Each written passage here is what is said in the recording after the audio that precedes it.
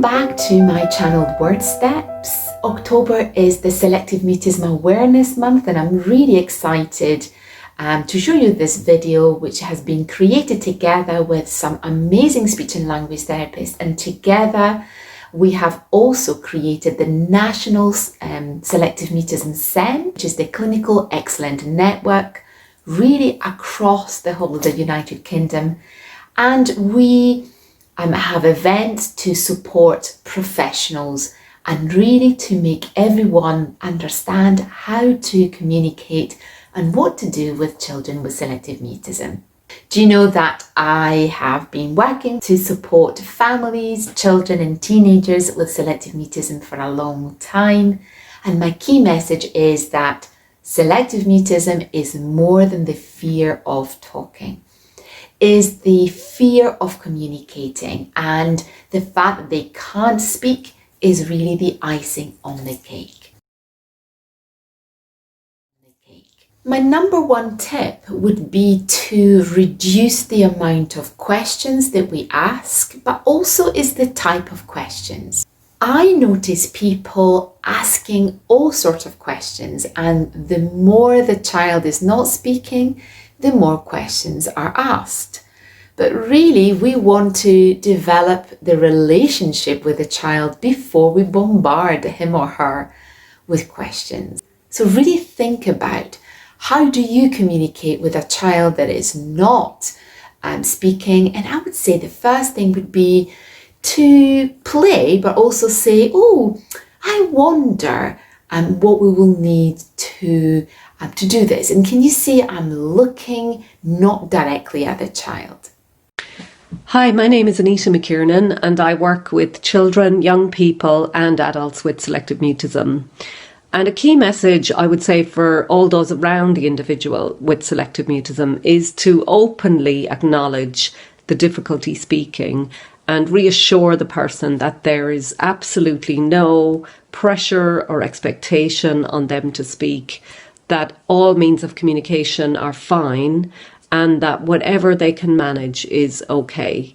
And then I think it's really important then that you follow up by providing access to different means of communication, so that they see that indeed, you mean what you say and you don't expect them to speak before they're ready.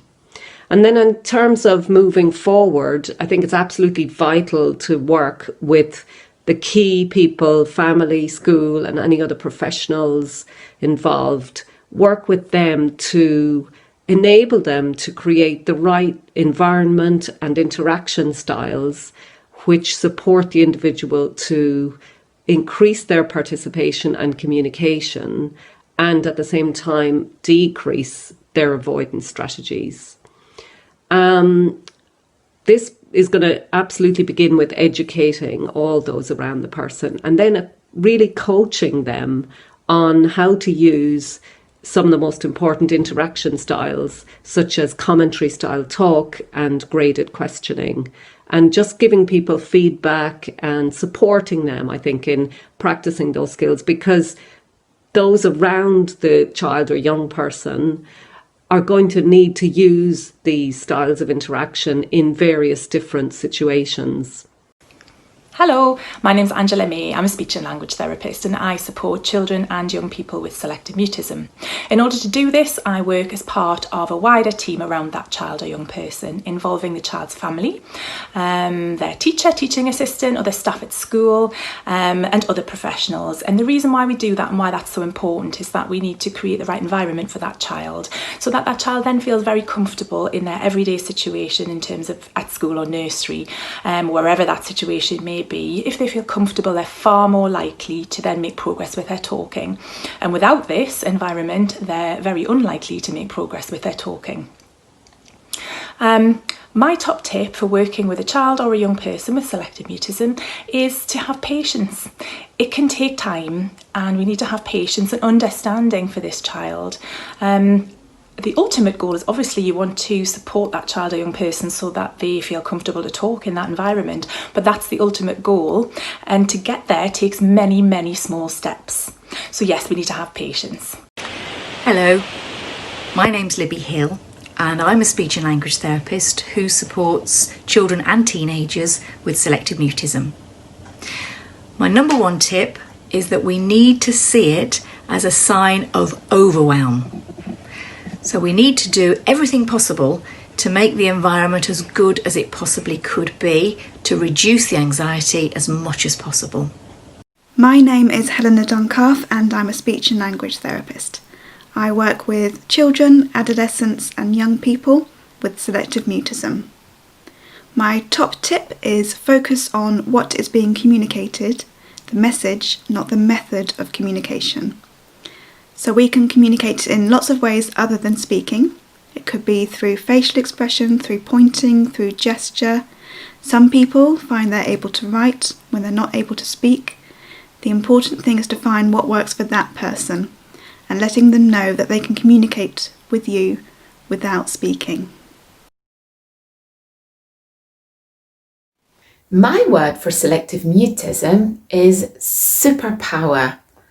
And with this superpower, it comes the bravery. It's teaching parents, professionals, children and teenagers with selective mutism that they have a superpower, or they have a lot of superpowers. That means also acceptance. Not everything comes or is, bad. Somebody that is particularly sensitive or oversensitive, their superpower is that they've got a lot of empathy. And when we accept ourselves the way we are, is then much easier to understand that communication is not that scary. And by the way, we all have superpowers.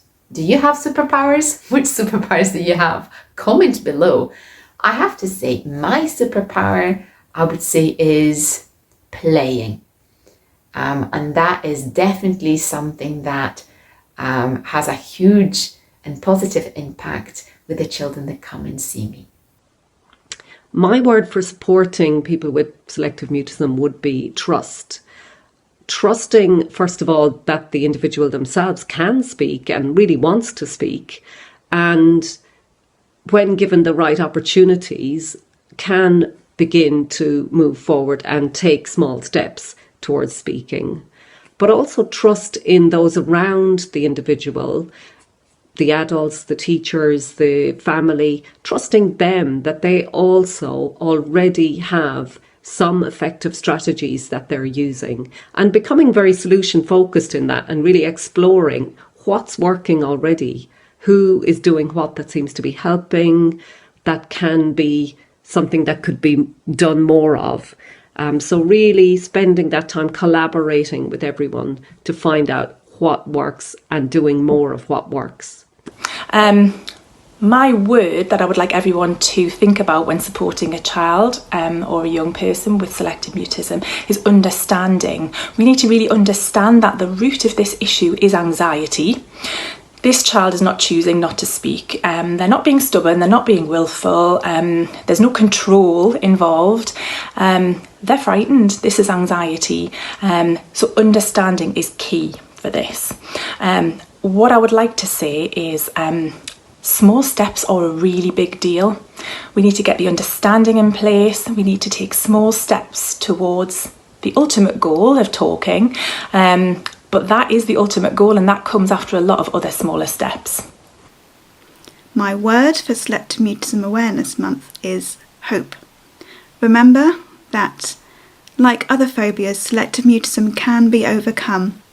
The important thing is to take the pressure off and let that person, help that person to take small steps towards speaking. Selective mutism is not a choice. These children and these adolescents want to communicate, but they really can't. So the next time, think about how to support somebody to communicate and not to concentrate only on their speech. Selective mutism is not a choice.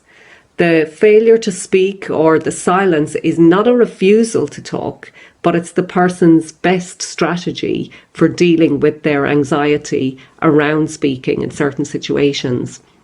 And that's why it's so vital to reduce the triggers for that anxiety around speaking, and at the same time support the individual to take small steps towards speaking, going at their own pace. Selective mutism is not a choice. Remember, selective mutism is not a choice. October is Selective Mutism Awareness Month, so please join me in spreading the word about selective mutism. Selective mutism is not a choice. You will find many videos like this in my YouTube channel. Don't forget to subscribe. If you have any comments, if you'd like to let us know what you think, please comment below. And I shall see you next week.